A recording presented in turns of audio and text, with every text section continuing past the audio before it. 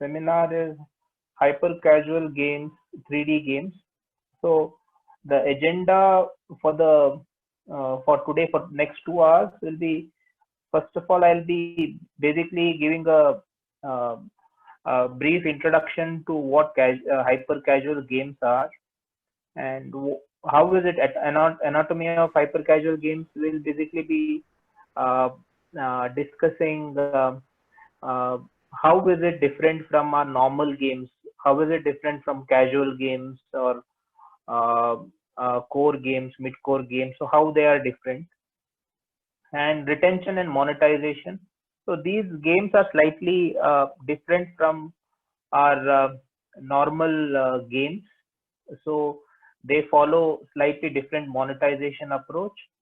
So we'll discuss it briefly, and then I'll briefly run through the process of building games. I'm not going to go in detail, but generally, if yourself, myself, or a couple of you guys are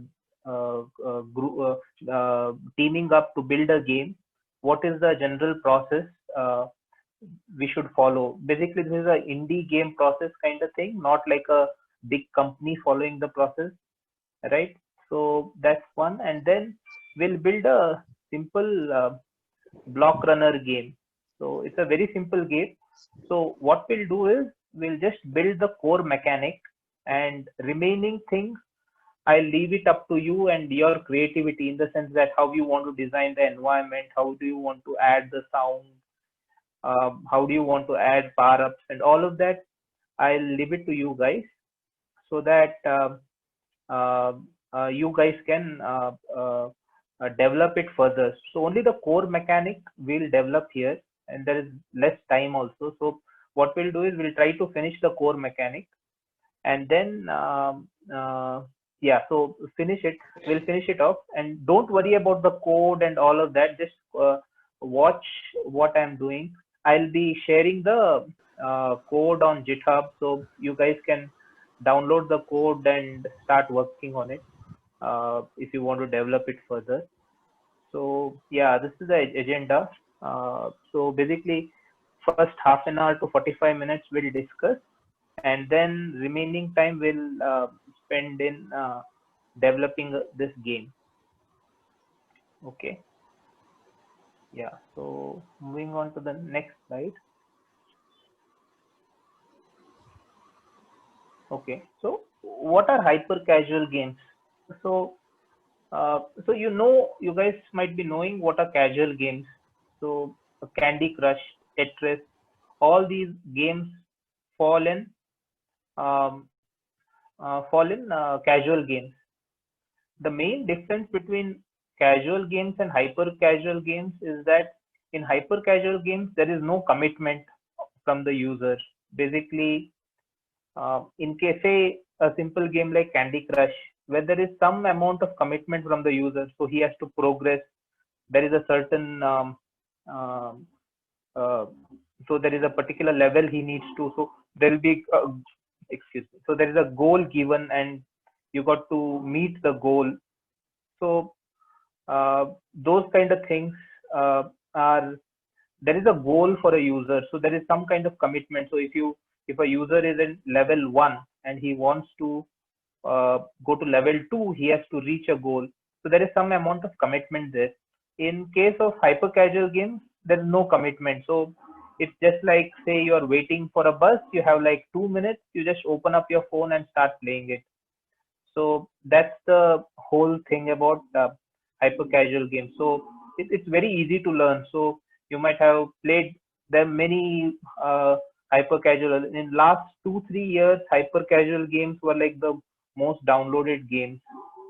So they're very easy to learn. There's nothing. So most of the games might be a different twist to already existing games. So if you see many of the games that are jumping games, or the what do you call the swipe mechanic, all of that, the games are there, or those mechanics are not new.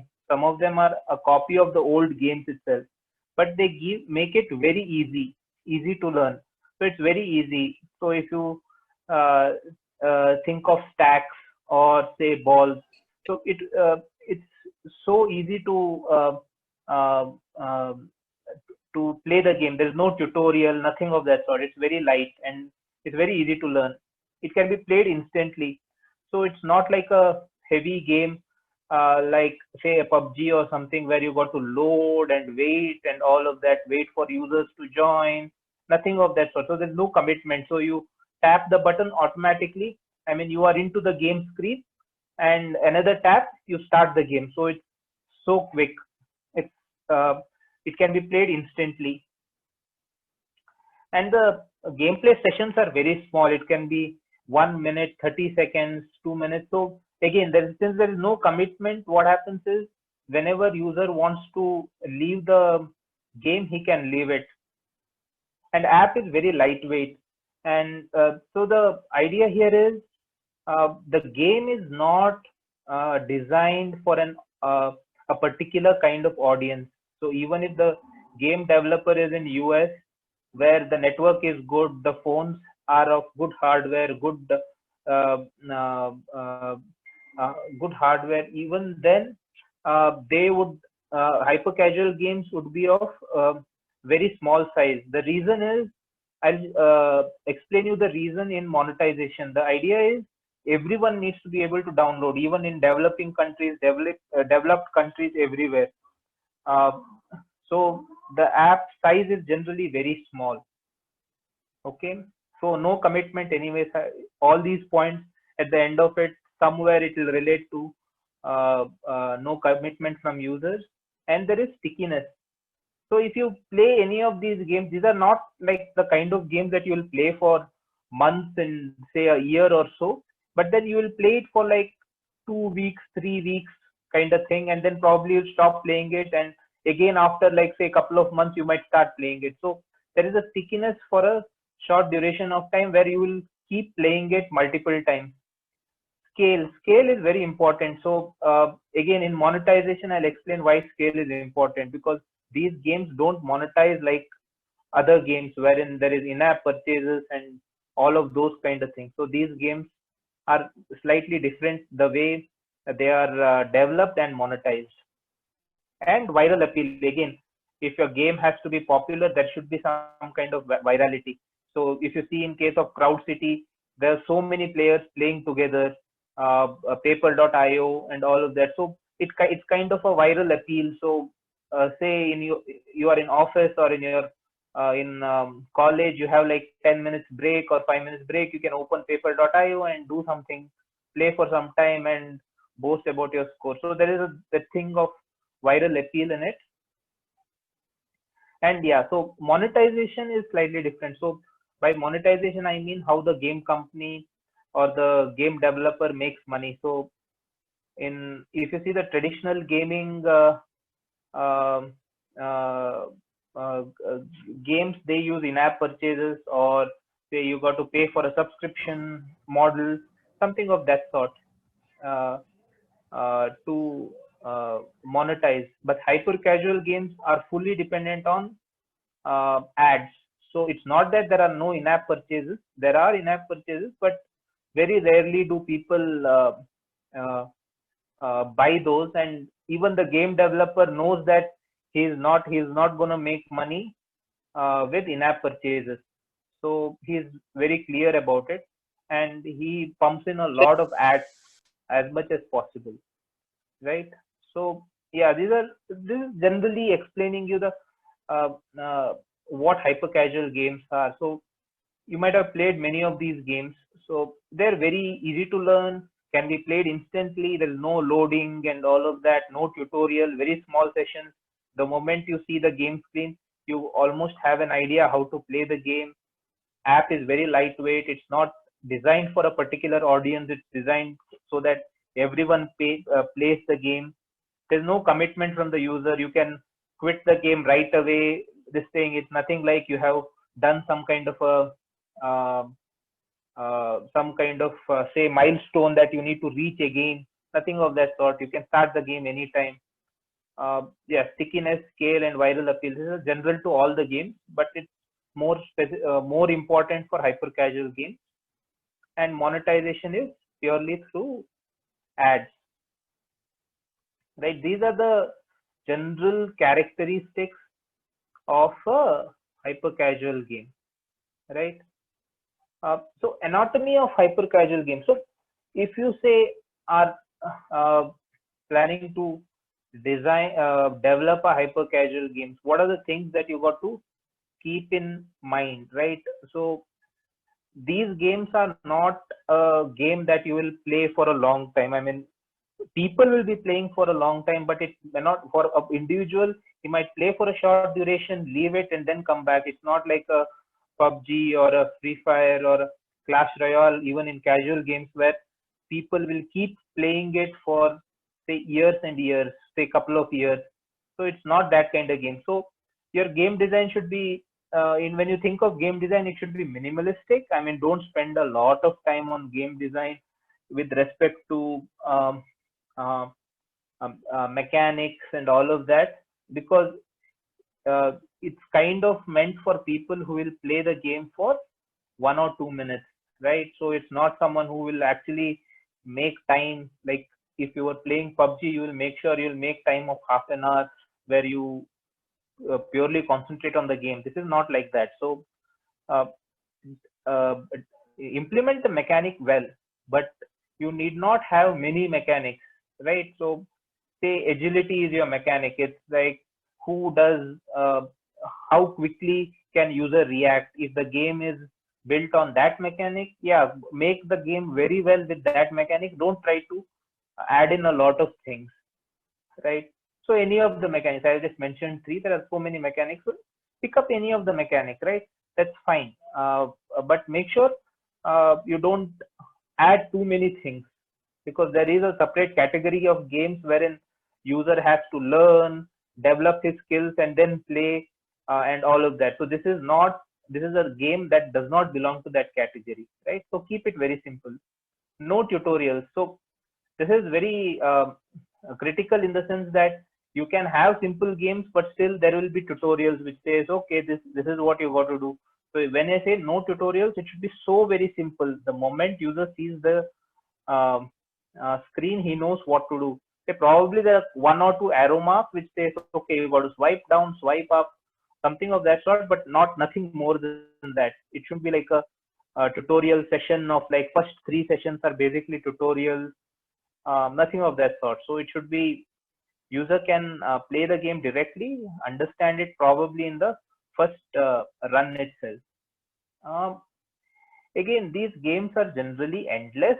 By endless, I mean no one really. So there is a level design thing in it, but it's not so much uh, emphasized in the sense that it's not like Candy Crush uh, or say yes, let's say Candy Crush. So there's not so much of thought into level design, right? But level design is important. So in case of Candy Crush, you got to make sure the levels keep the difficulties of level keep increasing because the user is getting better and better at it. And you also got to make sure not all the levels are easy enough. There should be some difficult levels. So the same concept applies here, but not to that extent. So you shouldn't make it so very difficult that user will, that for 2 minutes that he plays your game is says, okay, it's too difficult, I'm not gonna play. It should be difficult, but not too. So in the sense that you have rewarded ads and all of that. So maybe uh, uh, the difficulty level is not to that level, and if the user fails couple of times, maybe you make the level easier next time onwards. So it's adaptive. It's not like Candy Crush wherein you have this goal and you got to meet it kind. So level design is important, but not so very important also. Again, considering that it is endless, there is nothing like you need not actually sit and design the levels. It might be, say, if it's a runner game, it might be a slight tweak that you start running faster, or the obstacles start coming faster at you, something of that sort, right? So small tweaks in level design, and catch the latest trends. So this is very important. It's not like a hardcore game wherein uh, you like a particular genre of games and you go download it and play. Again, it's something that you see an ad somewhere, you tap on it. So it should be catching the latest trend. So say fidget spinner is the trend everywhere, make a game on fidget spinner. Or say there was this song called Pen Apple something. So a game studio made a game on that. I mean, the game lasted for only 1 month, but it just because of the popularity, people downloaded it, curiosity to see what is that game. So yeah, so game design is mostly very simple. Think of one game mechanic and uh, implement that well. Again, uh, in terms of art, again, it's keep it simple. But keep it simple does not mean keep it very simple. But you got to make sure the things are appealing. So use soothing colors, probably cool colors, so that people mostly are playing this for relaxation and all of that. So keep soothing colors, don't keep harsh colors. Sounds should be soothing sounds, don't keep harsh sounds. So these are basic guidelines, because people, you kind of know that people are playing for a break or playing to relax. So keep things simple. But yeah, so when I say all of these, don't discount that the game shouldn't look should look though things should be simple, the game still should look very good in terms of polish and everything. So any game you see, say in case of uh, Crowd City, the game is very simple. The you see the buildings, and all the buildings, they are not like highly decorated and a lot of detailing and stuff. So there are basic blocks of cubes, but still there is enough detail to make it look good. Even the stickmen that are running around, they are not very this thing. So it's just one stickman with different colors. So but still they are appealing. So we got to make sure that the art is simple, still it is very appealing, right? So that's the anatomy. So basically, if you are planning to build a hyper casual games, you should kind of think in these terms. Keep it very simple. It shouldn't have more than one mechanic. That is a crucial thing. I mean, that is the main thing that differentiates it from the other games. Other games will have different mechanics.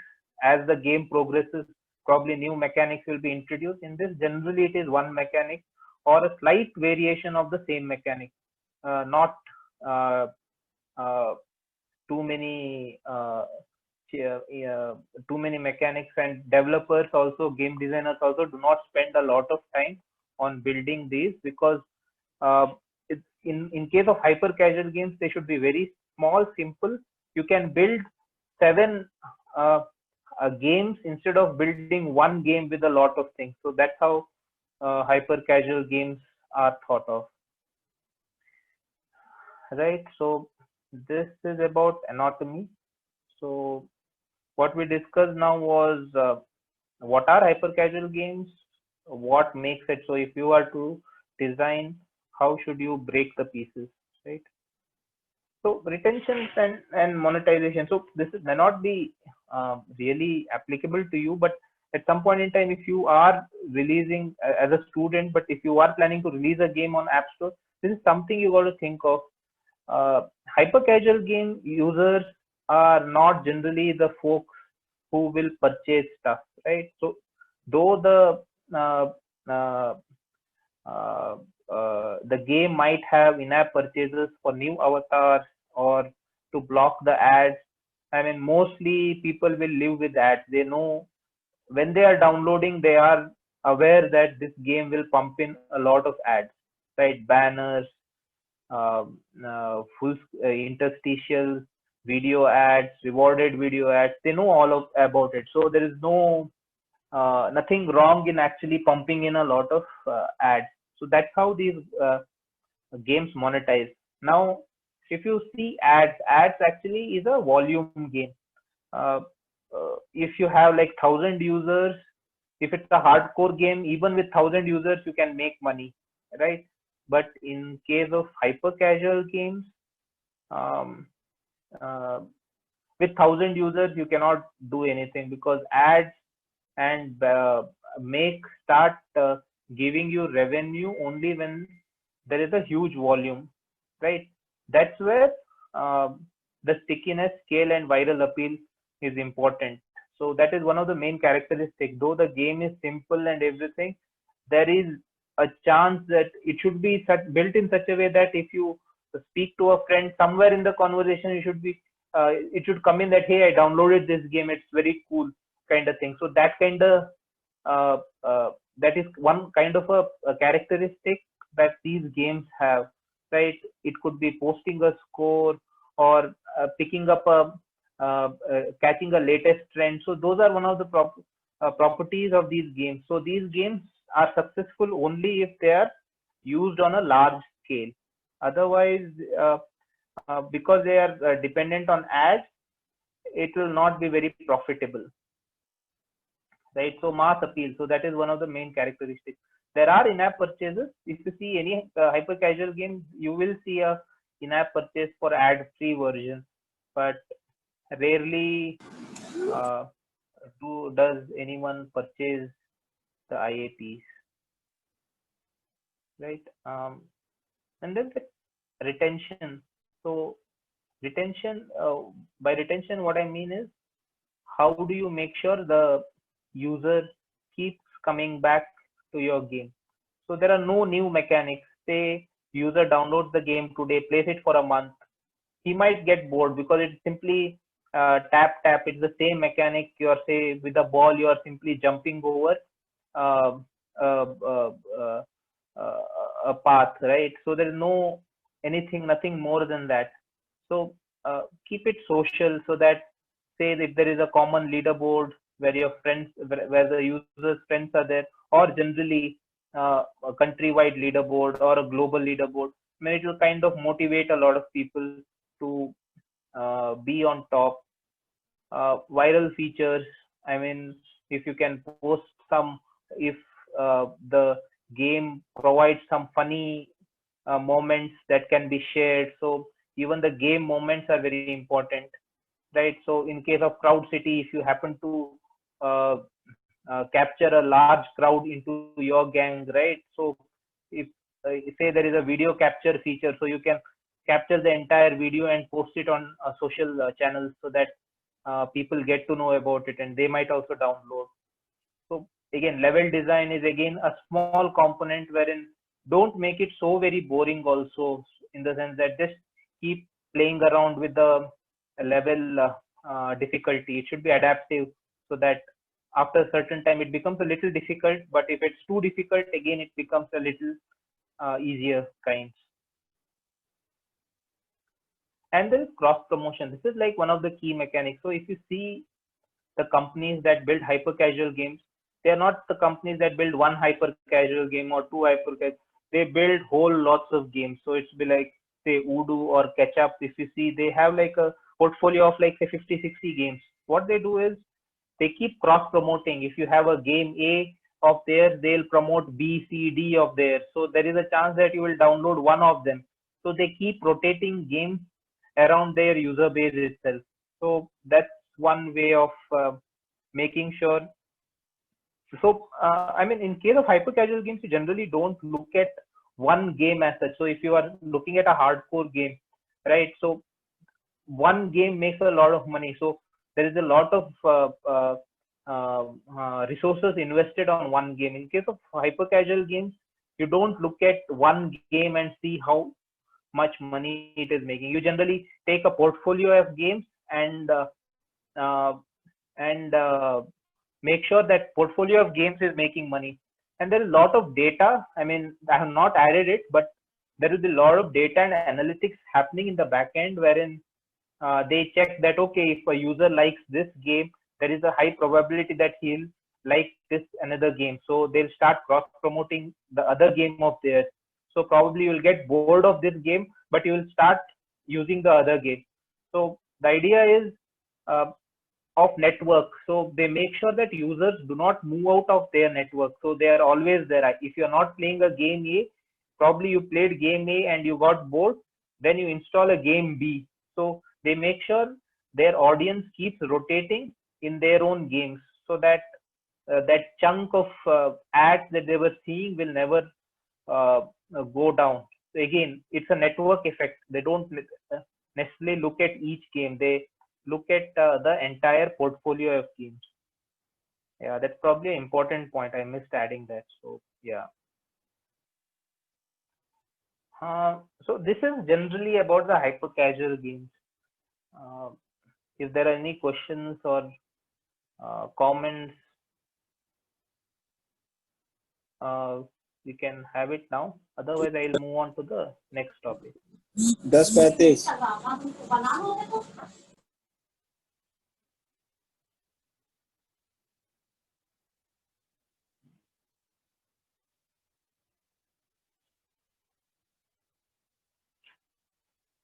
So all good? Okay, awesome. So we'll move on to the next topic. Uh, this is basically game development model. Again, I'm not going into the processes that different companies follow and all of that. So in previous lectures that I used to actually discuss the models, the kind of production, pre-production, production, post-production, and all of that. So that works in big companies. But say if two of you have teamed up, or five of you have teamed up, and you guys are building a game, those processes need not necessarily fit in, right? So in case of a big company, there is a huge art team. In the art team also, they have an animation team, there is a rigging team, there is uh, uh, technical design, and all of those kind of things. So there are a lot of teams, and they're doing, so that whole thing works. So pre-production, there are a set of teams. Post-production, there is a set of teams. Production, there is a set of teams. So the teams are different. They need not necessarily be all the same teams. But say as an indie developer, say you guys have teamed up in say 2 people or 3 people, and or say I am developing a game. So that process need not necessarily fit into our development style, right? So this is generally what small teams follow. This is called onion game development model. So what you do is, when you think of a game, right? Uh, so you first thing is basically you have an idea, and you write down, these are the this is my mechanic. What is the player?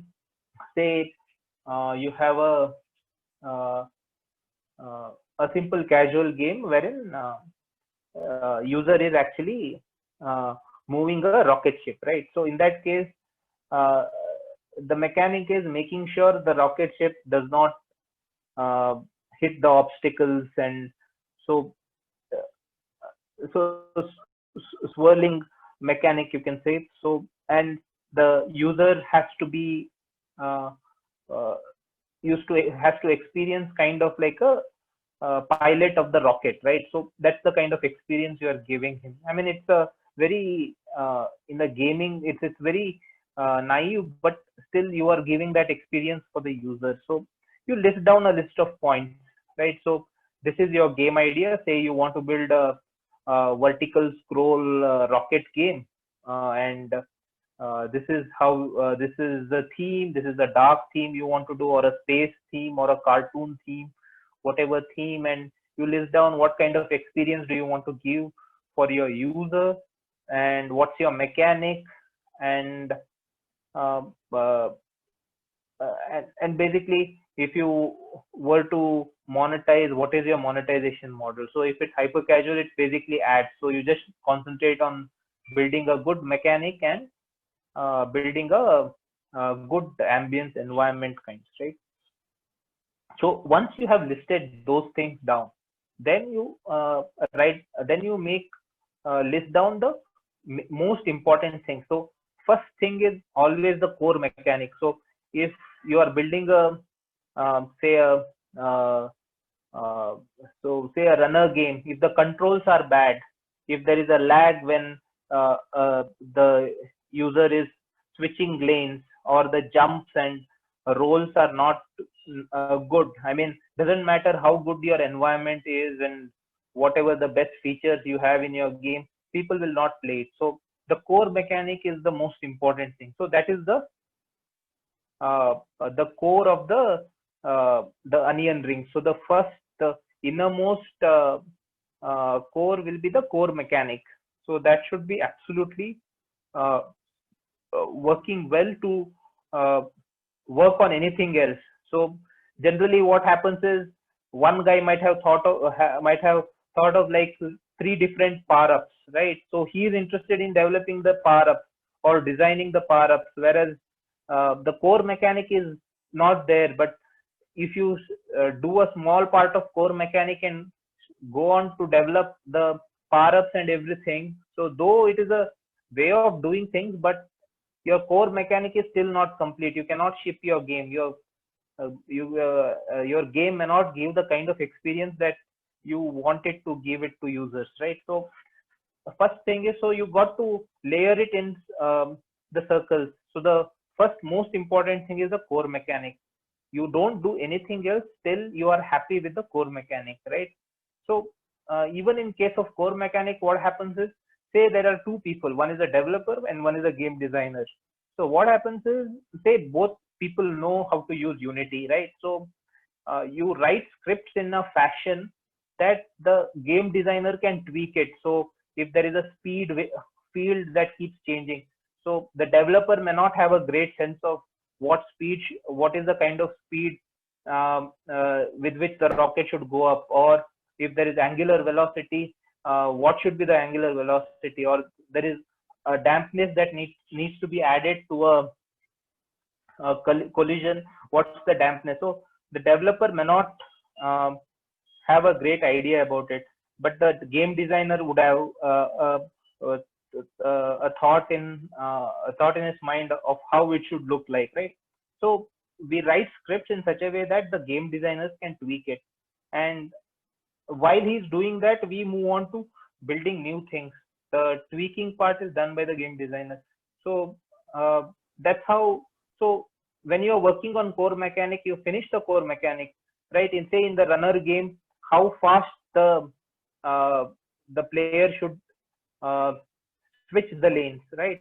So that part will be a field in Unity editor that the game designer will fill in, right? So how fast the obstacles should come towards him, and what should be the size of the colliders, uh, when should the collision happen, should it cross the two obstacles and the player, or should there be a small gap, or all those things. That's all.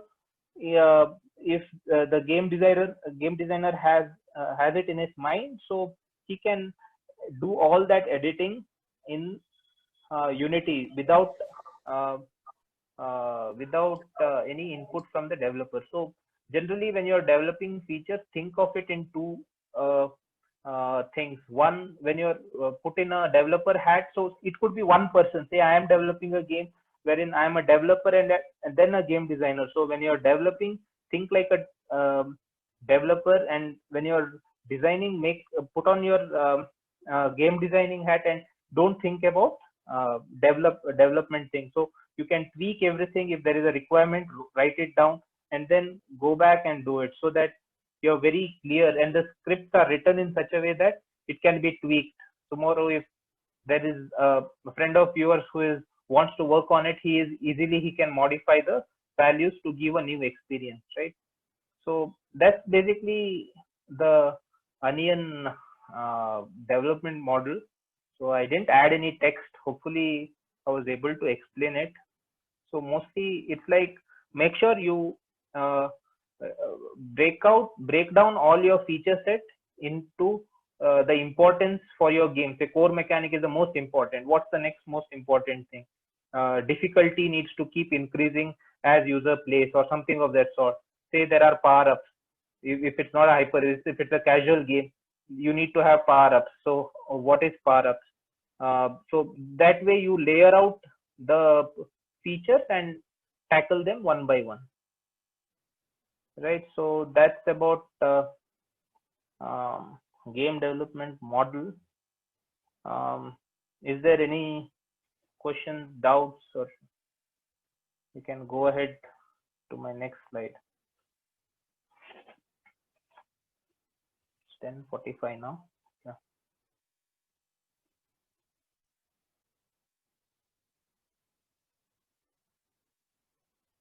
Okay.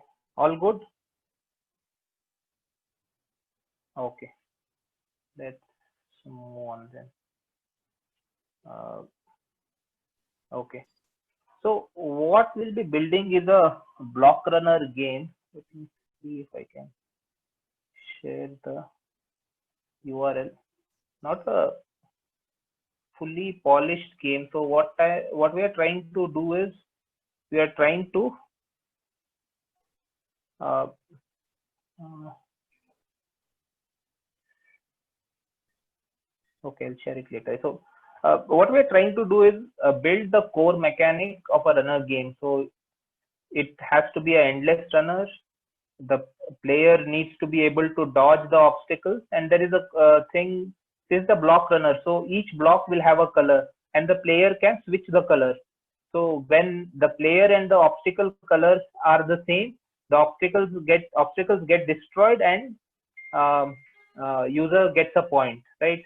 If their colors are different and if they hit each other, then the player loses the game. And if a player can also keep dodging the obstacles, but what will happen is he cannot make points. He can make points only when he hits the obstacles with the same color. So that's the mechanic of the game. Let's see, where is chat? Yeah, I can just share the URL. This is, I taken a screenshot yesterday. Not a great video, but it will give you an idea uh, how the game would work, right? Yeah. So yeah, let's develop this. Don't worry about the code and stuff. So I'll be putting it on GitHub so you can download it. So as I said, this game will not be a complete game. So all we are doing is building a core mechanic, and then it is up to your imagination. The block right now, the block is a ugly little cube. So you can make it a rocket ship. You can make it a player running with animations, anything. So it's all. It could be a rabbit jumping around. However, so what I've done is I've added a space theme. It's just one background image, but you can change the theme also. You can make it a forest theme or whatever you want. So at the end of it, so we are just building the core mechanic. So this is the, in the onion design, what we are doing is we are doing the innermost circle. So once our core design is complete, core mechanic is complete, then it is all bells and whistles, wherein we make the game look nice, make it interesting, add power ups and all of that. So I'm not adding any sound in this thing. I am designing a simple game environment, but it's not very fancy. It's very basic. I'm just making sure the game mechanics work fine. Uh, so game moments, by game moments, when user makes a uh, people play games to get that high. So if when they make a high score, give them a particle effect, give them all of that. So that those things, power ups. Now right now the game is very basic. So if you want to add power ups and everything, you can add it. So yeah, this is about the game. I'll not, one thing is, because there is lack of time, I'll not go into a lot of detail with regard to the code. Code is anyways will be available, so you can go through the code and understand. You can Google it and all of that. So I generally go through the process of the Unity setup and how you build stuff and all of that, particle effect and animations. There is an animation. Let's see, if there is time, we can use animator and do a basic animation. I'll try to cover a particle effect. So the death particle effect, it's a common particle effect that is used across games, wherein you hit a cube and cube disintegrates into pieces. So those kind of things. Yeah, let's start then. All good. Anything you want to clarify on this?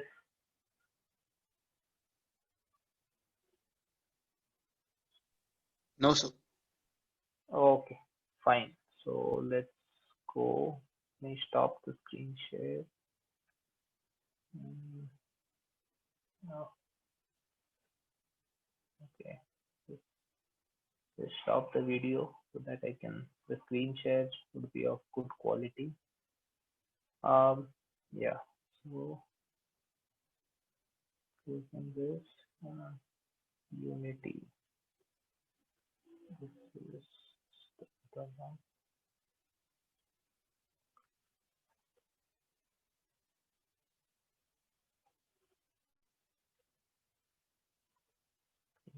Share.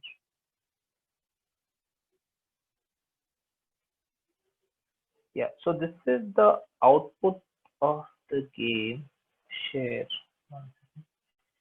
Yeah, this is how the game will look like at the end of it. So it's a very basic setup. So 1 second. I don't know if it will play well because of FPS in the video. The idea is,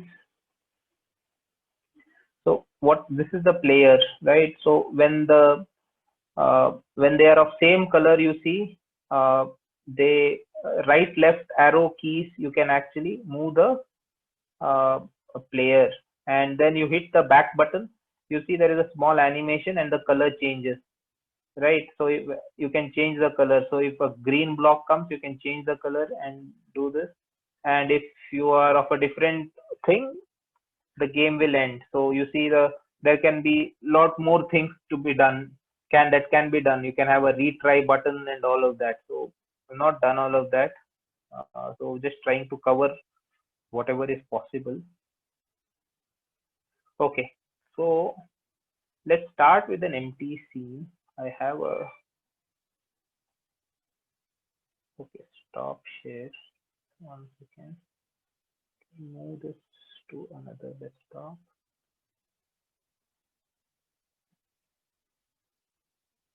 Yeah, now share screen.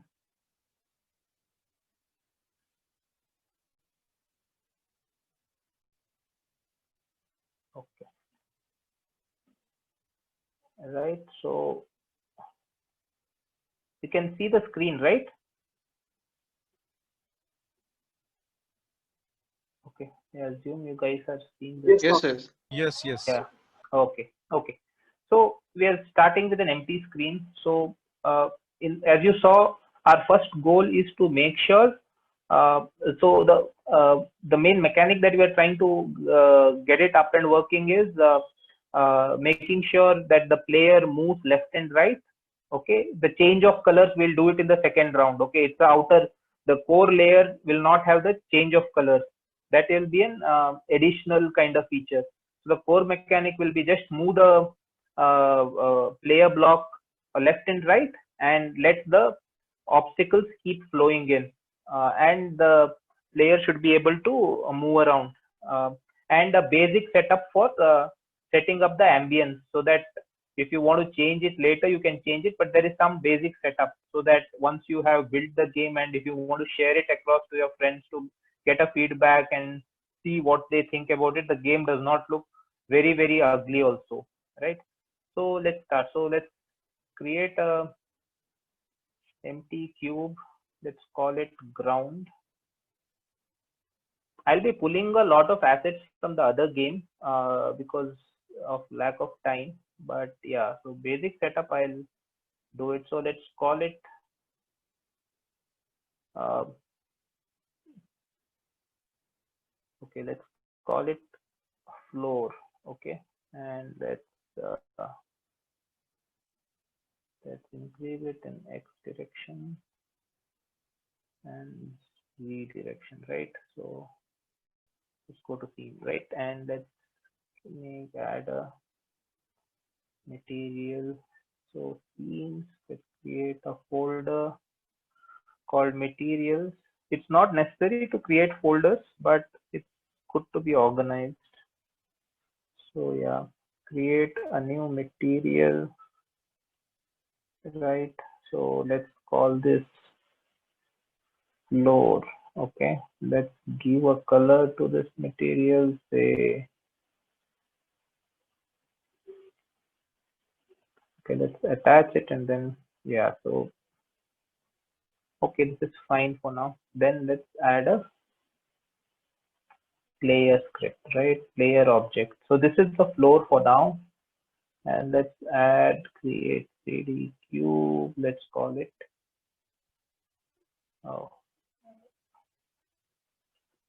okay, let's call it player, right? Let's move it a little up. Yeah. Okay. So you have a player. Now our goal is to,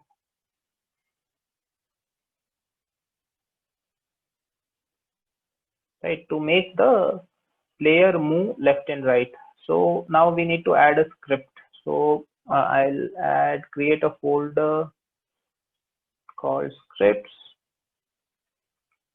right? So then add a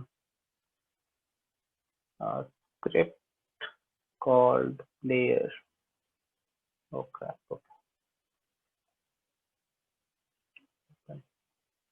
okay, player. Oh, now the, okay, let's wait for the window to open.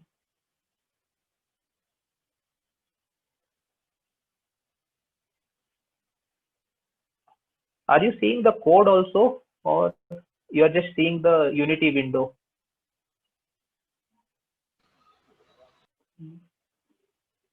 Share the desktop one.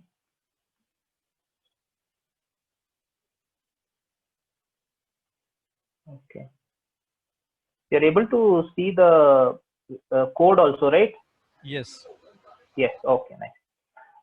So what I'll do is I just made some notes in steps. So I'll just pick up those. I don't want to write the code. Yeah. So, right. So there is a method called handle input. The rollback. This is where the color change happens. So let's comment that out. So first, what we got to do is handle input. So update is the update loop that keeps getting called. So let's call this layer and let's call handle input. Handle input, right? So in handle input, so for every frame a handle input is called. In handle input, if it's right arrow, we are printing right, and if it's left, we are printing left. Okay, so let's try this.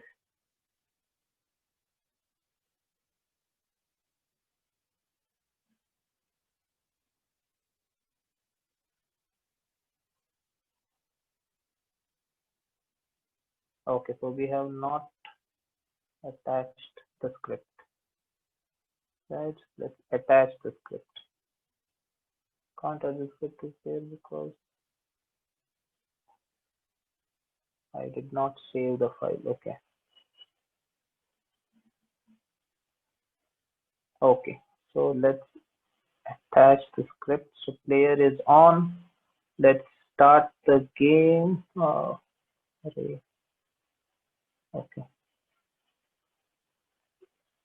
Can I move this to the bottom? Okay. Let's do this. Okay, so we are playing now. Look at, oh, there is annotate. Yeah, this is good. Yeah, so let's look at this console area. Look at the console area, right? Now I'm pressing the right key, see, right, left. So now the keys are working, right? So the first job is accomplished. So the key inputs are working fine. So next job is to actually uh, make the player move. right? So what I'll do is I have another piece of code snippet that I'll move in. See, okay. I'll explain it one by one, right?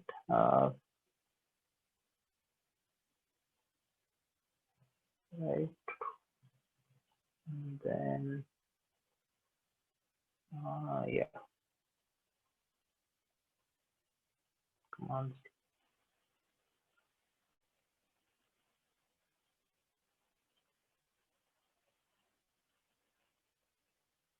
Okay, so what we have done here is we have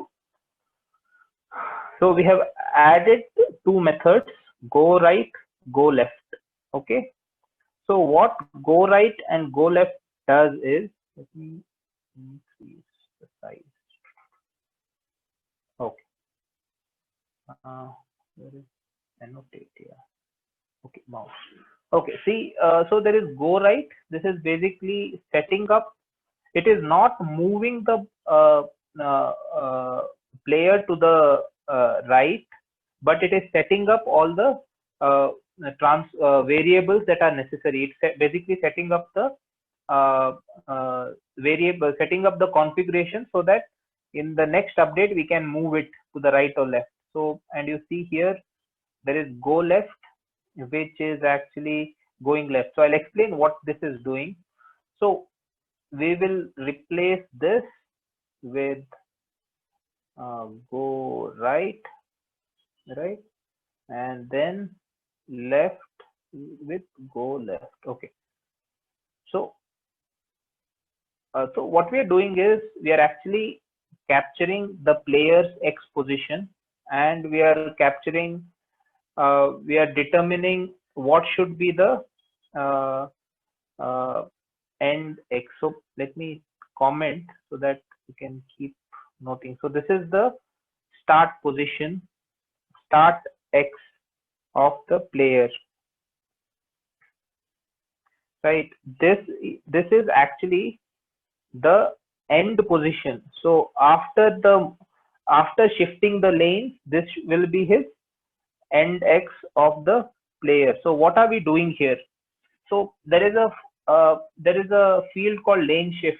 This is a parameter that tells how much the player has to move to go to the next lane.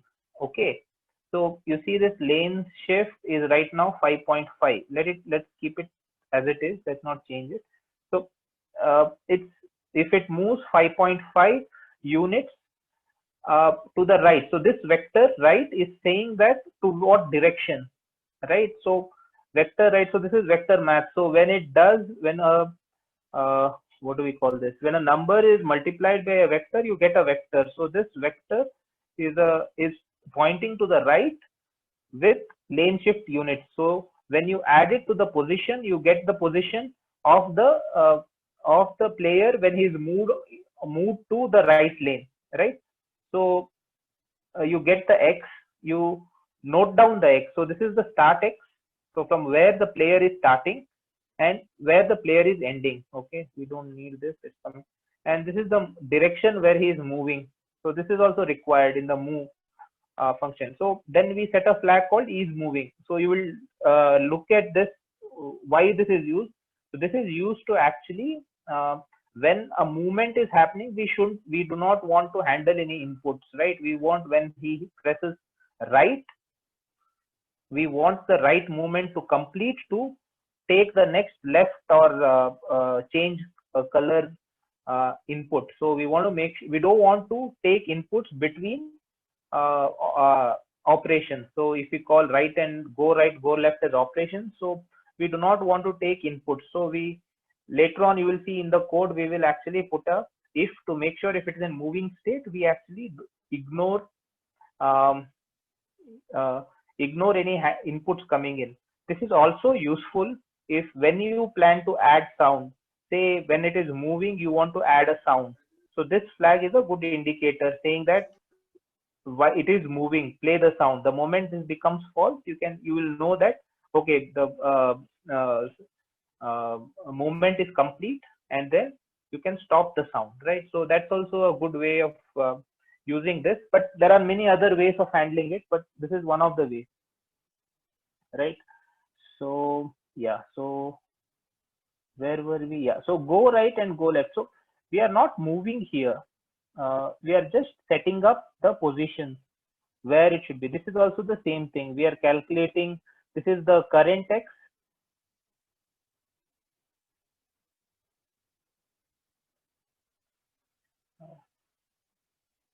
Okay, current X, right? This is the destination X, right? This is the direction,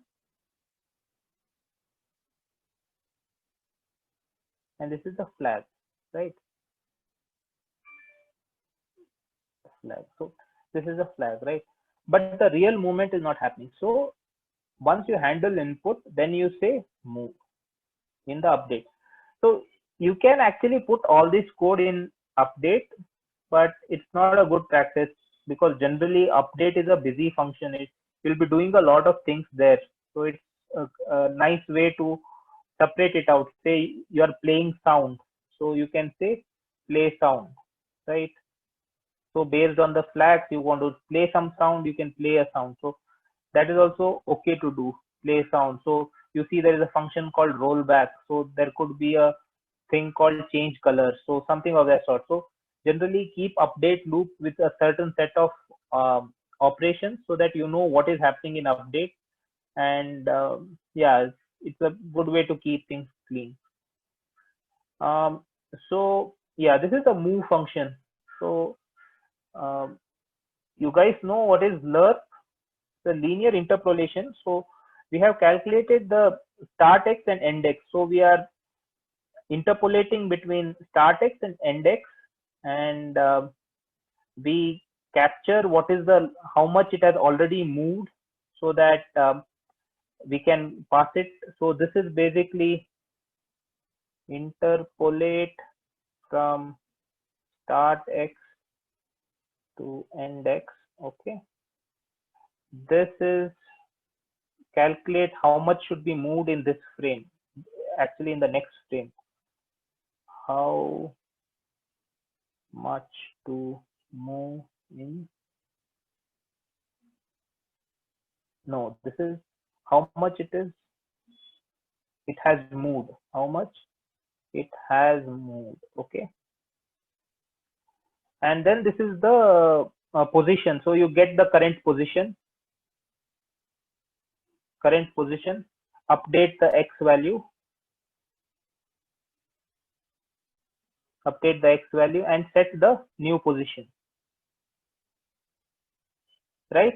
New position. So this whole yeah, you are seeing, you are able to see my mouse. So this is actually moving the uh, uh, player from lane 1 to lane 2. Okay, this is moving it, and this you got to stop at some point. So what we are doing is we are actually checking if the end point where we need to, if current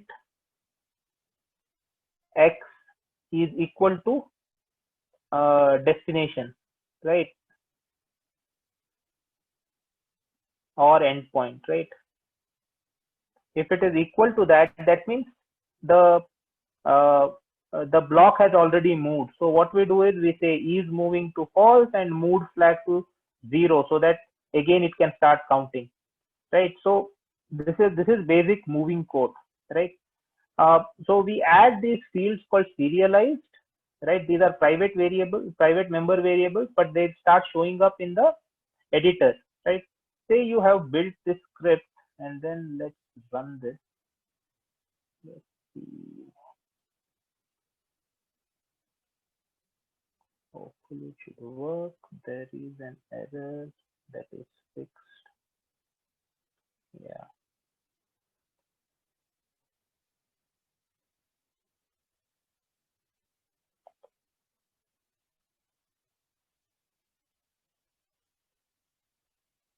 Okay. Yeah. See, the block is actually moving now. You see, but it does not know about lanes. In our game, there will be 3 lanes, but if you press 3 rights, it will go 3 rights. So that handling, we have to do it separately, right? So you see this, let me,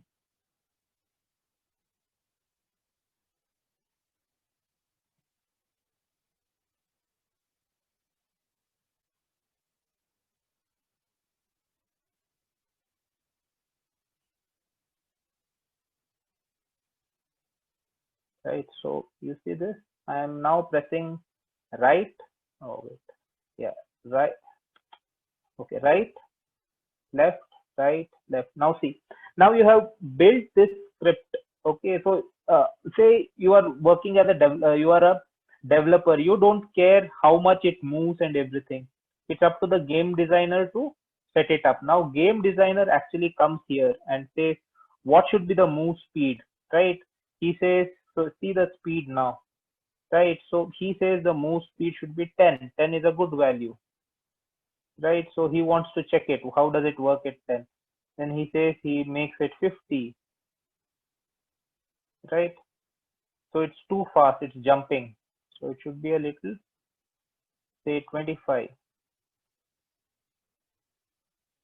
Still it is jumping. Say 15. Oh, what happened? Okay, 15. Right, still fast. Okay, let's 10 probably is a good value, right? Yeah.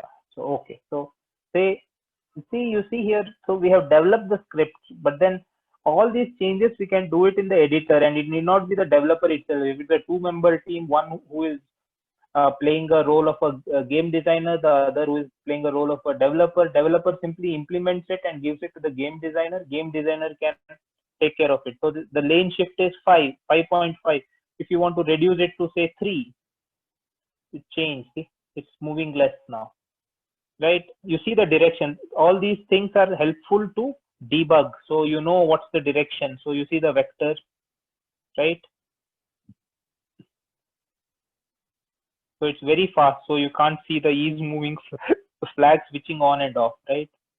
You see the star text. So these 3 flags need not necessarily be a serialized field, because you don't, there's no, you will not be altering them, but it's a good way to check, debug. If something was going wrong, you know what is happening. So in the final code, you can actually comment that out, remove the serialized field.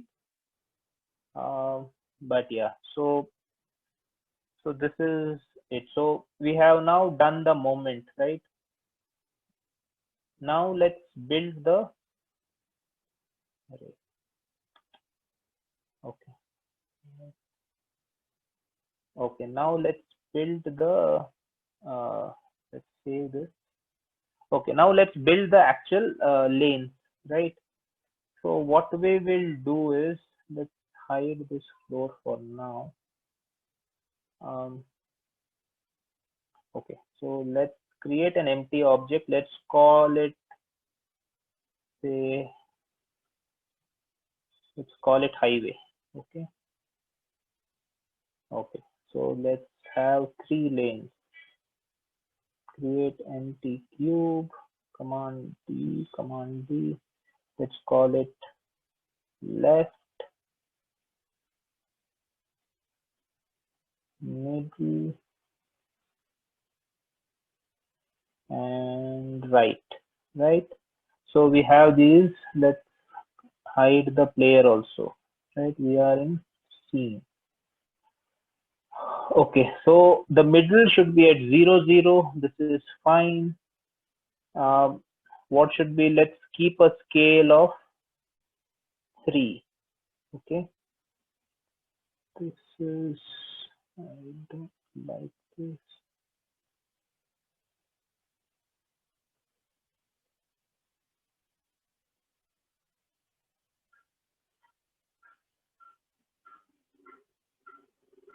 This is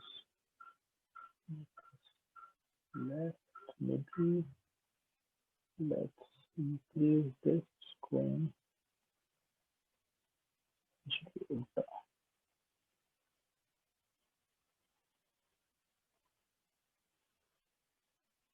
Okay. Okay, fine. Okay, so this should be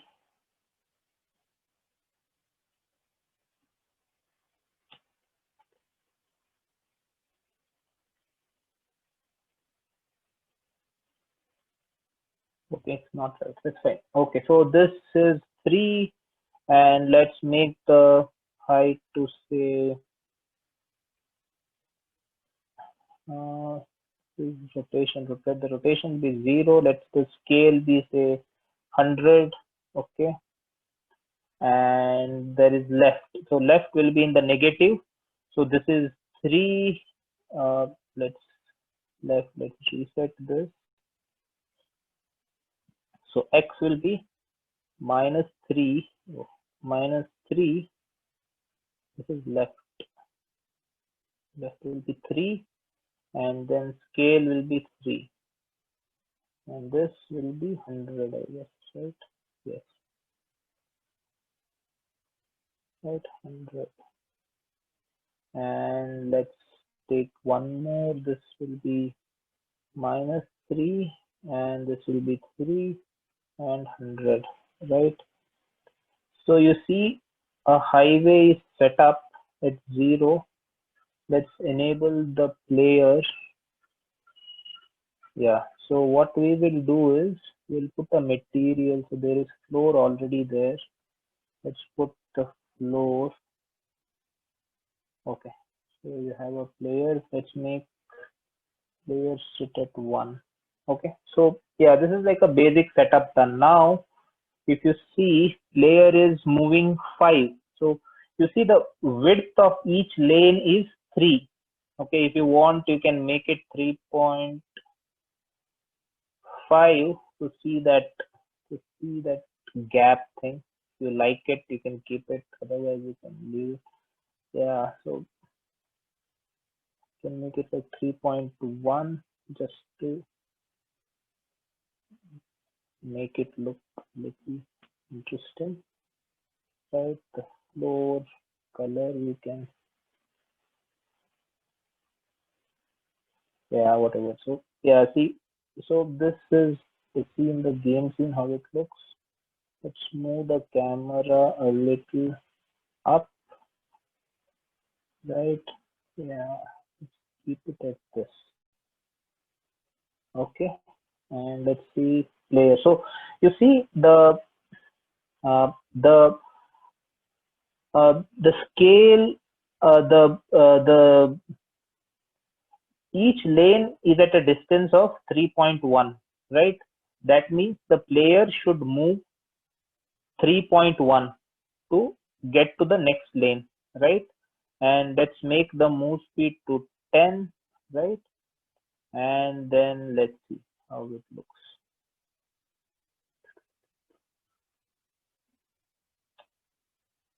Okay,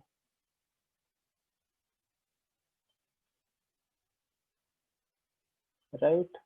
Yes, looks decent, right?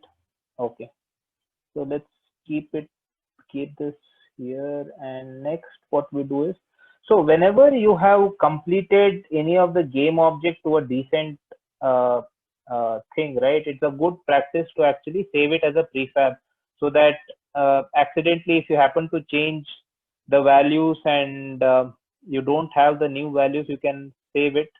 You have the saved copy. And the other thing is, you always can load things from prefab. So let's create a new folder, make a folder called prefabs, and let's put this highway there. Okay, the player also we can put, but player will be modifying again. Let's put the player also. We can put the camera also because we have modified it, right? Okay, so yeah, so this is done. Let's do some beautification. It looks a little ugly, so let's add a background, right? So what we do is we add a plane, 3D plane. Okay, I have a sprite. So create a folder called sprites. Sprites are basically images. You can call it anything. So let me copy the image. Where is it? Uh, yeah, come on, see. Revealing finder, sprites, save, right? Okay, save, right? And then we, where is this plane now? Okay, let's, okay. And then drag this onto the plane, right? You have this, and now what you got to do is you got to rotate,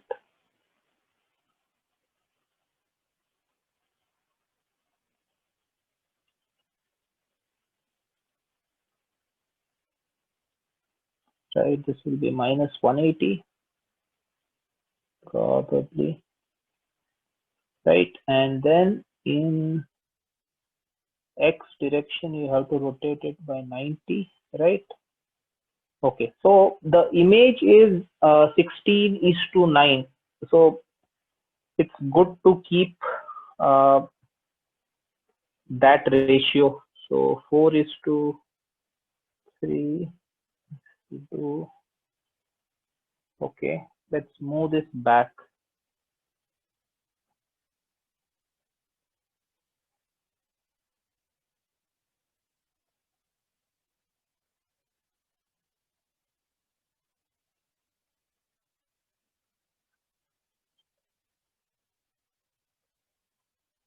Okay, let's keep it here. Let's increase it 16:9.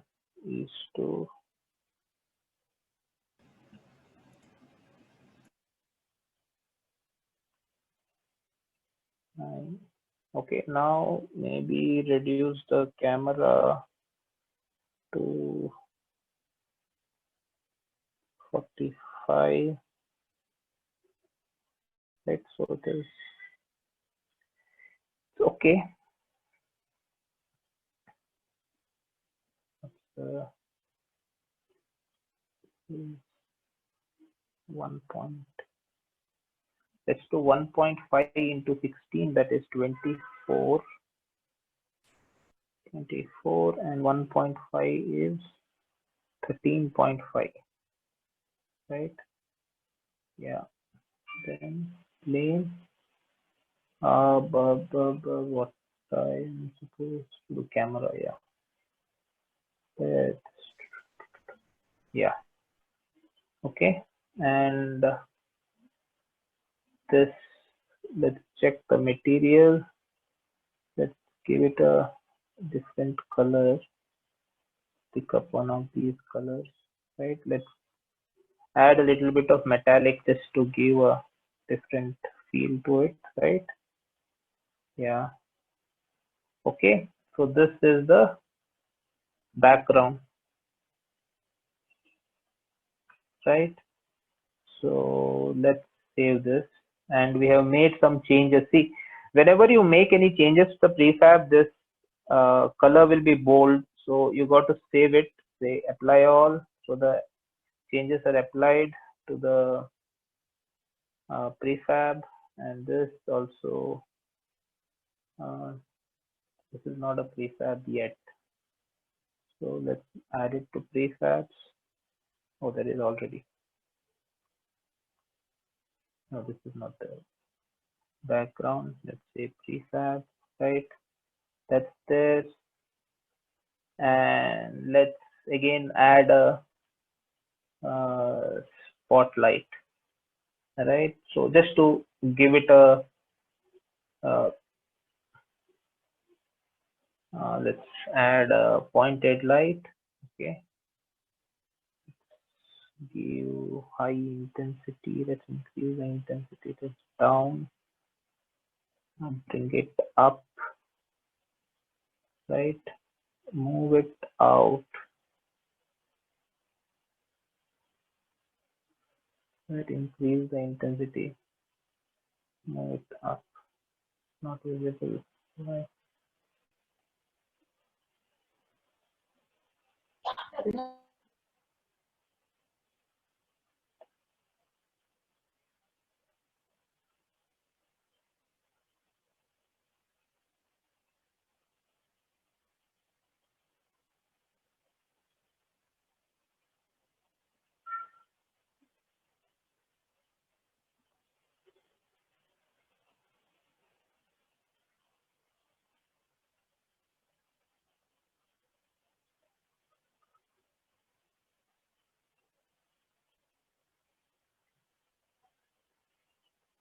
$50.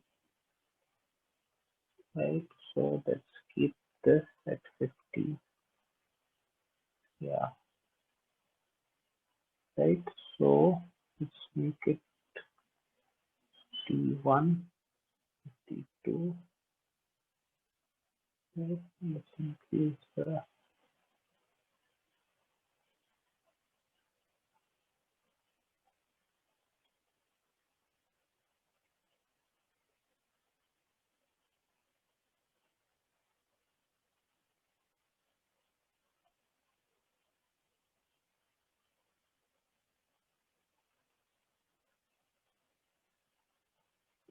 angle. Rotation.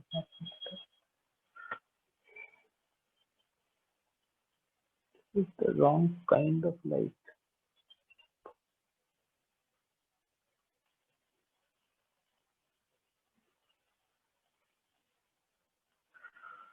Okay, so let's not spend more time on this. You get the idea. So basically, we can make a halo here, right? So make a halo here and make it look a little interesting, right? So that's the that was the plan. Okay, so this is done. So now let's bring back the player to 1, right? Let's run it once. All is good. Okay, what's the time? Okay, 11:30. So now what I'll do is, let's do the particle effect. So this is interesting. Again, the setup. I'll so yeah. So let's add a.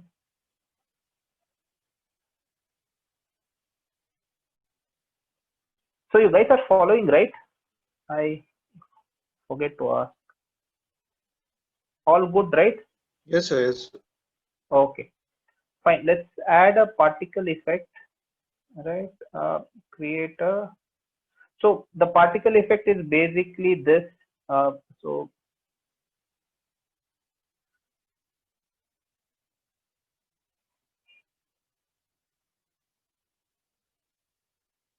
you're able to see the other Unity window. Yeah, so this is the particle effect I'm talking about. So you see this depth effect. So let's do this. So yeah, let's see what was wrong with the halo. So the point light itself. Okay.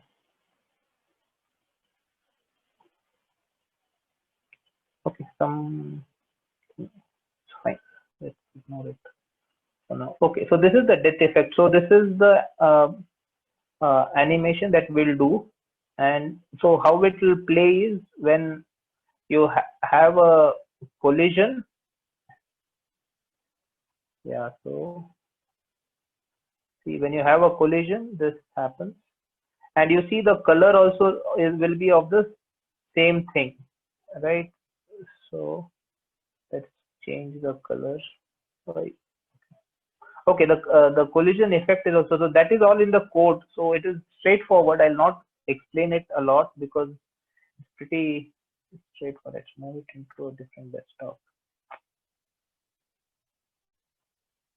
Array, go away.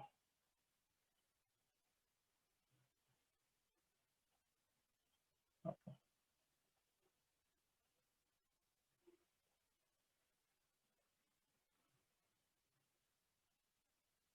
Okay.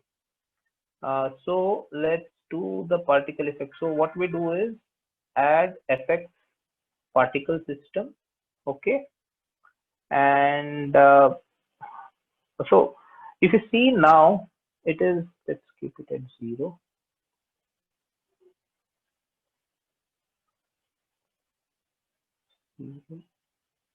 And this is also 0. Yeah, right. So if you see, right, so it's originating from here, but you see these are now particles. We don't want particles, we want blocks. So what we do is basically go to renderer, change this to a mesh, right? See, now you see the rectangle meshes, cubes are coming out, so it is changed to cube. So you have other options also. If you have your own specific mesh, you can add it. So for right now, the cube is good. What we do is we change the material to what we have. Let's, we should have floor or something. Okay, let's create a new material, right? Create material. Let's call it player 1. So yeah, let's give it a color of, yeah, green. Okay, and let's go to the particle system. So generally it is good to actually go to the scene to actually check out the particle system. When you are doing particle system, it is good to stay in the scene view.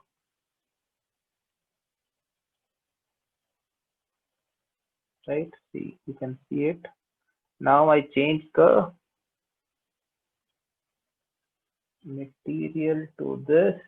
See, these are now, see it closely, these are now blocks, right? So they are going in odd directions. So what we do is,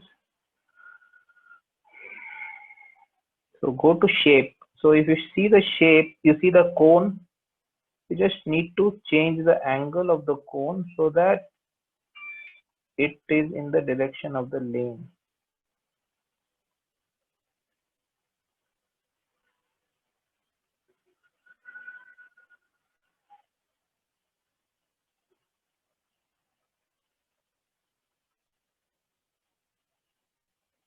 This is fine. So now if you see in the game, it's going backside, but it's all ugly. Let's fix that. Let's there is start size, let's make it 25%, right? It became smaller. Let's add gravity so that it will fall. Gravity modifier, let's make it 5. So it falls down, right? But it's not colliding. It's actually, if you see here, the particles are actually falling down, so it is not colliding. That's because collision is off. Let's switch on collision, and it collides with the world. Right, see now, right? So this is good. Angle, radius is not good. Still falling everywhere.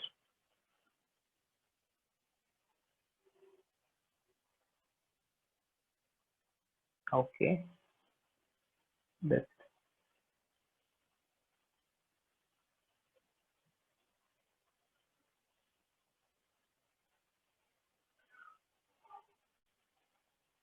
yeah, so you need to experiment with this. I have the values stored. I have it here. So let me pick it up from here. So collision, so it's mode 3D, it's 0.2 and 1. It's, so yeah, so you need to add dampening also.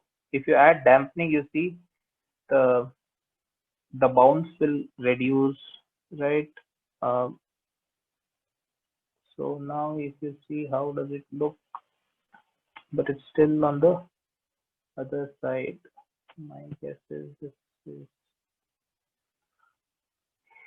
okay. I'm confused. So let's check this. So go to shape. So the funnel cone is 3.62, 1 and 1. Let's do this. Shape is 3.6.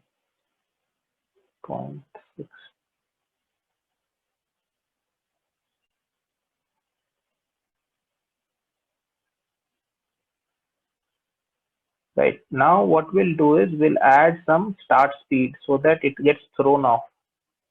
Right, let's add a start speed of 50 is too much, 10.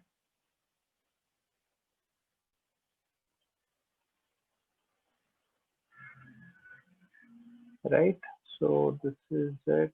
And what else? And then we need to also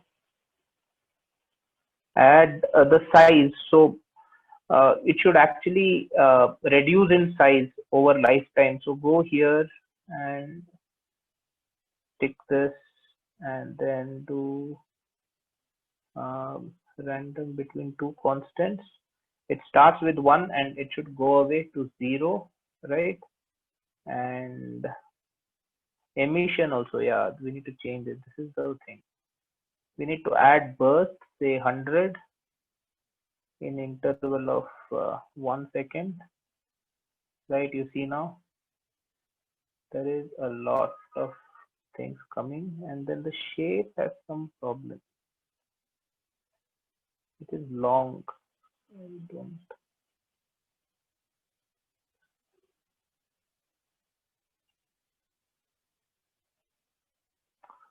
Okay, so you get a basic idea of how to do this, right? So basically,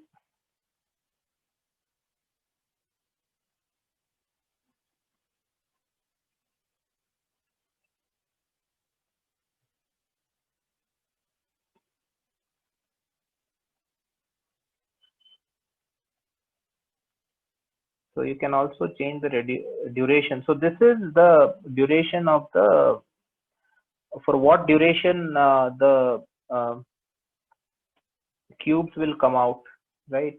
So now you see it's coming out in huge chunks. Please start seeing. So this, and lifetime is 5. Let's make it 1 second.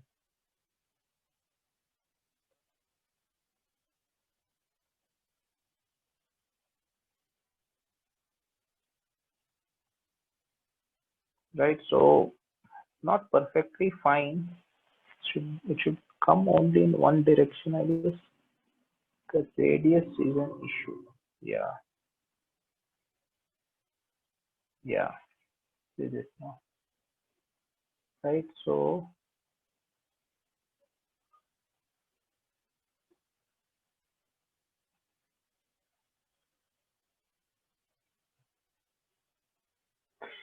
yeah, so fine. So we have a particle system also. There is something wrong. It is still.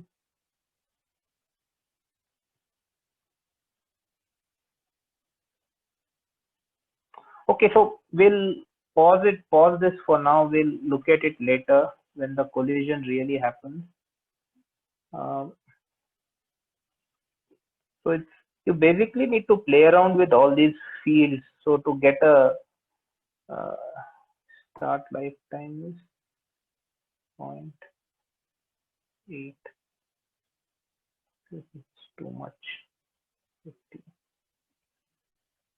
Right. So yeah. Okay. So let's move on. Yeah, so this is about particle effect. So basically, you got to play around with the duration, right? Duration, start size, and you got to give gravity to it, and uh,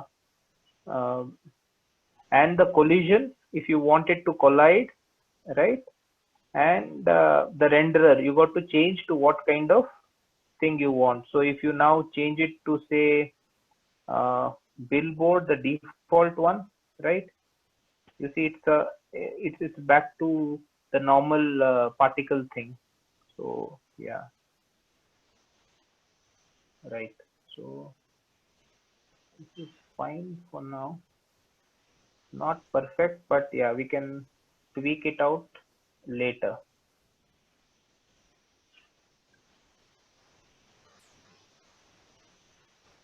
Okay.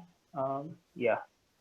So let's pause this for now. Okay. Now let's add obstacles, right? So basically, what's gonna happen is this. So obstacles are gonna spawn at this point. Can you see my mouse? Yeah. So, so any questions till now? Anything that you? I probably am going very fast. Yeah. Dear participants, if you have any doubt, please ask him. Sir will help you definitely. Dear participants, if you have any query, please ask him through Zoom chat or else give the no answer. Write it into Zoom chat, no, no, no, if you don't have a query. Excuse me, sir. Yeah, you can ask him. Sir, Yeah.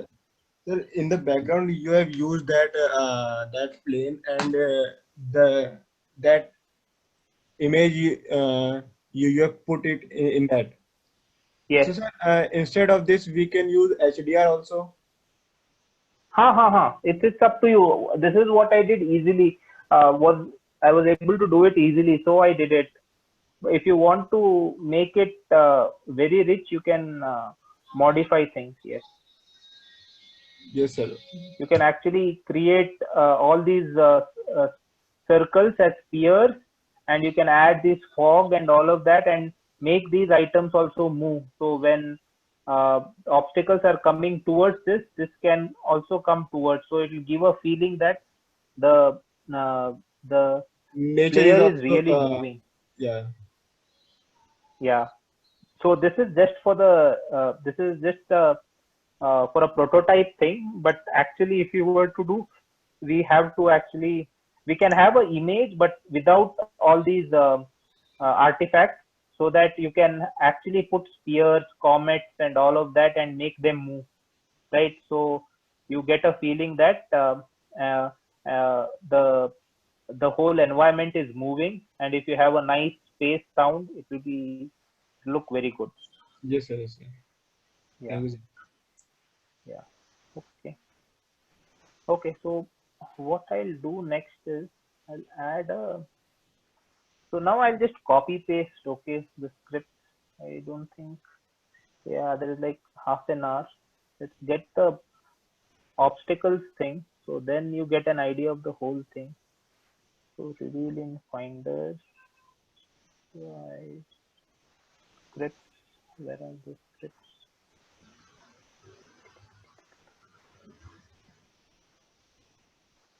Okay. Okay, I'm copy pasting the whole thing.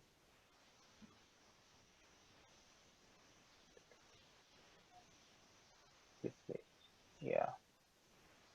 Okay. See. I'll just go through the scripts. I'll tell you how the organization is.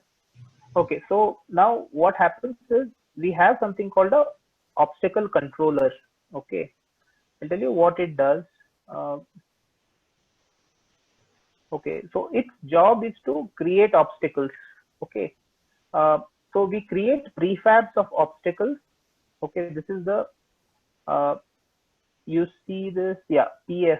So whichever has PF, that means it's a prefab. So we say we have 10 different types of obstacles, right? So we put all these obstacles in this, we prefab the obstacles and add to this array. Okay. And then in the code, if you see, when we call begin, it actually creates the obstacles, right? It will create the obstacles from a starting point. So we every obstacle needs to have a point from where it starts and where it ends. By end, it means it will be outside the camera region. It will be outside the camera region, but we have to delete the obstacles. Otherwise, there will be too many obstacles, right? if you are on the desktop, it might work fine, but if you're on a mobile and stuff, you got to be careful. So memory consumption will go high. So you got to delete all the newly created obstacles. So we have this method called create obstacles. So it keeps creating obstacles till this flag is true. Have added do while. It can be a simple while also. I don't know why I added do while. So yeah, some logic change probably. It can be a simple while loop. Okay. So it's actually a coroutine. So so creating a instance of from a prefab is actually a little costly operation. It can, if you are doing it uh, uh, uh, at a at every certain interval, it might be a good idea to uh, use it as a coroutine.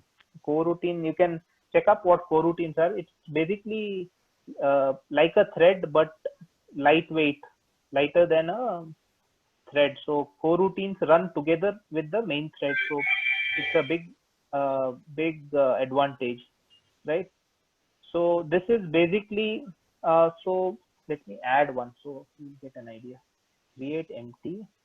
Let's call this game obstacle controller. Obstacle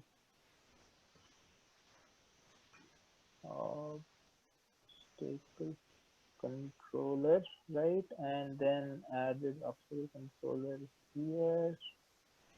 Yeah. So you see this start vector. This is the start vector, start v3. V3 stands for vector and PS stands for prefab. So just the naming convention I follow, so it will be easier for me to understand. So start vector. So start vector will, mouse is visible. Okay.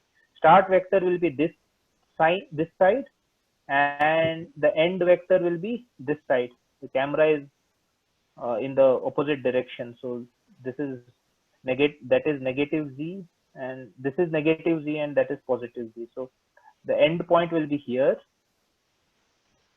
So let's do that. So let's take this player to this last point where we want the obstacle to be spawned. Okay, so this is 150. Let's call 150 as the point where we want to start the obstacle. Right? Excuse me, sir. Sivanand sir. Yes. Yes. Sivanand sir, only 11 minutes has left. Since 12 o'clock, we have another one more sessions. Yeah. So students Yeah. must be participate actually by 12 o'clock. So between 12 o'clock, we have to finish this session, sir. So that's why we have Yeah. I'll just finish. Yeah. I'll just finish the obstacles part, and then probably provide the code for the students so that they can. Yeah, definitely. Yeah. But 11 minutes has left, sir. Okay. Yeah. Okay. Thank you, sir. Thank you. So sir. this is the start vector, and this, let's go to the other end. Right, where is the player? Let's do this quickly. Player, and let's move this guy. Right, let's hold this thing, go back. Say this is minus 50, right? So let's keep this. So same thing. Yeah, this was common sense. I have no point in doing this. It's minus 50. Yeah, so this is fine. So we created the obstacle controller, right? And now what we do is, so we created obstacles. So now we create obstacles, right? So what we do is obstacles will be basically prefab. So I'll tell you how you create obstacles. You create an empty object. Say, let's call this a reference prefab. So we call it OP _reference. Okay, this is obstacle reference. So what we are doing is, this lane is 3, 3, and 3, right? Of scale 3. So we create 3 cubes. Command D, right? Why is it blown up? Okay. Reset, right? So let's make it 1. Right, so there are 3 cubes. So what we do is this, let's call it left, middle, and right. Okay, so what we do is left one should be 3, right? Middle will be 0. This one will be -3, right? So if you see in the game, so this is a cube. So you see this and this, the parent object will actually move. Okay, see this. What we do is we make a prefab of this. This is like a reference prefab. We don't use it for anything, but we just use it to make more prefabs, right? So we make a copy of this, delete this, and what you do is take this. Say we want only a cube here, not here, not here. So what we do is we want it only in the right. So these two things, we remove the mesh collider. We don't disable the object. We remove the mesh collider so that the cubes won't be visible. But when you there is a box collider, so we need to identify when the player hits this, when the player passes this, when the player passes this. So what we do is we tag it. Say right, we create a tag called block. Okay, I'm going a little fast. I don't know if it will be. So then add a tag called passage. Okay, so what we're doing is we are calling this a tag. We're calling this a block. We are calling these two passage. So left and this, we'll call it passage, right? And this we'll call a block. Okay, and then what we do is on the player object, we add a rigid body. We add a rigid body and switch off gravity, right? So when this player, where is the player? One. So when the player hits, so again you can give different colors to this, like in the main scene. So if you see this main scene has 2 colors, right? So we can have 2 colors to this. Say one is right. Say we want to make this a block, and then we'll enable this, and one will be this color. Okay, one will be this color and the other one will be this color, right?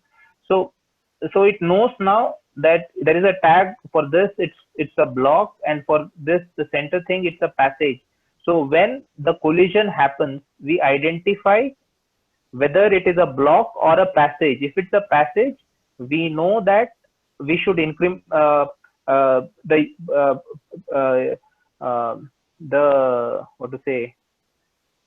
player has passed, so we increment the point. If it is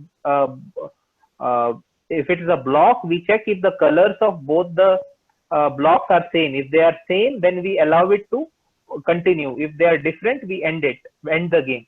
So I'll show you the code for that, so that I'll just,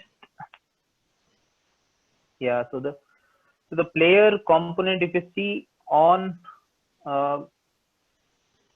trigger enter, so we are not using collision, so we are using triggers.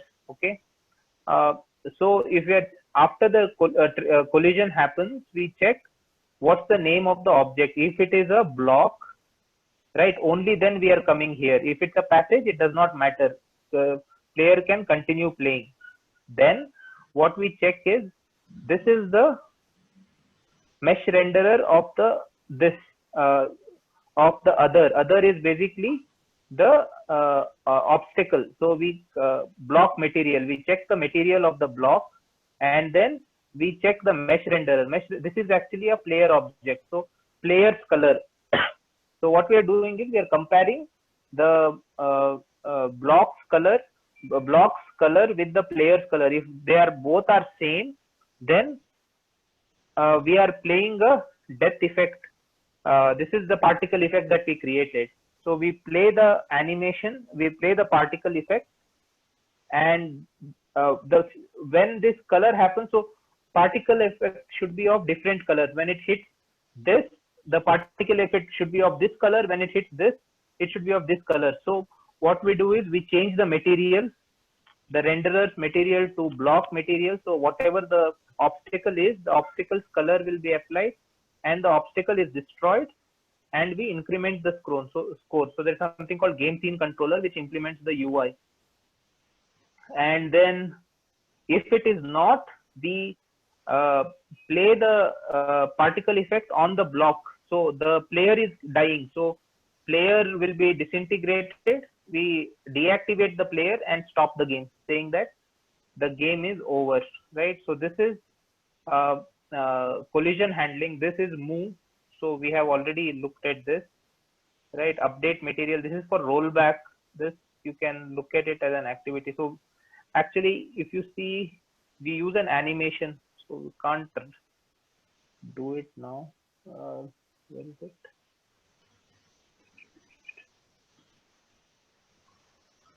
Okay, so I don't know if it's visible. Okay. So yeah, if I drag it here properly. So there is an animation. So there should be a folder called animation, resources animation. Yeah, so you see this.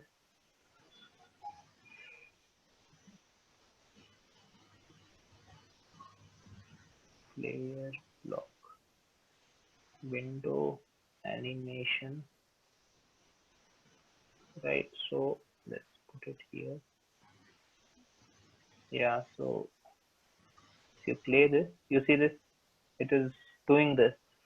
So we have an event also registered here on the animation. So whenever it hits halfway mark, if you clearly watch it, when it hits the halfway mark, it actually changes when you play the game. So we update the material, and so there is a function to change material. So this update material will get called when it hits the halfway mark and the block color gets changed, and rollback will change the material enable. This is just the whole process of doing it from handle input. Okay, so yeah, you can, I'll comment the code more better so that you can understand stuff. So this is the obstacle controller. So this I actually showed it to you. So it creates the obstacle. In update, we are actually moving the obstacle and clearing the obstacle. So in move, what we are doing is there is something called obstacle. So, Sivanand so sir, each of, yeah, sir, can you complete it because 12 o'clock right now. yeah, okay. So yeah, mostly obstacle does the movement. Obstacle controller actually tells the obstacle to move and clear. So this is simple logic. You can figure it out. So game scene controller is a very simple thing. It has UI elements which it shows. So you see here start button and end game message, all of that. So this is simple UI. Yeah, so if you even understand basic movement of the block and creation of obstacles and moving it, and a little bit of particle effect, so that's fine. So you can actually play around with Unity and figure out more things. So yeah. So, sir, you can give the code like URL. Students can download this code from the URL itself, and if they have any query, they can ask me questions, and then these questions I can share with you, and Sure. then they can understand also. So right now, time is 12 o'clock, so we can finish the sessions. And dear participants, if you have any query, please message us, and my mail ID I will share with you. And sir, I will send to the sir, and sir will solve your problems.